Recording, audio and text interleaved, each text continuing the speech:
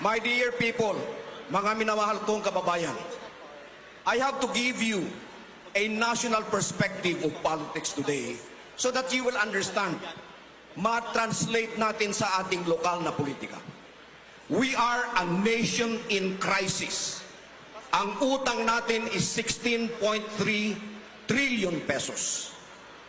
Ang popularity rating ng ating presidente is 14%, the lowest by any president in modern times. Divided ang ating bansa.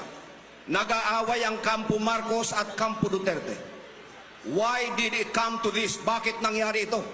Sapagkat merong isang tao na napakaaga gusto nang tuparin ang kanyang ambisyon na maging presidente ng Pilipinas.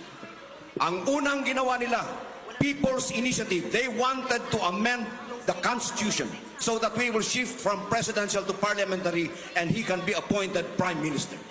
Hindi nagtagumpay yun, 26 billion ng gastos. Gumawa sila ng bagong programa, ayuda. Etong mga perang binibigay sa inyo, hindi itutulong sa mahihirap. Ito ay pambili ng boto natin para yung kanilang kandidato sa lokal ngayong eleksyon ay mananalo in preparation for 2028. Hindi pa rin nakontento, they impeached Sara Duterte. Hindi pa rin nakontento, they exiled the former president to The Hague to be tried by a foreign court. My dear friends, all of this have bearing on our local politics.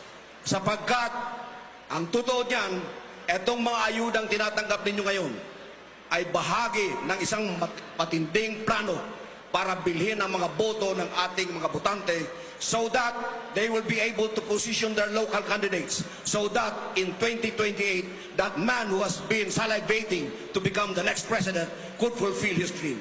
And this man is no other than Martin Romualdez. I am not going to gamble the future of my children. I am not going to gamble the future of our province.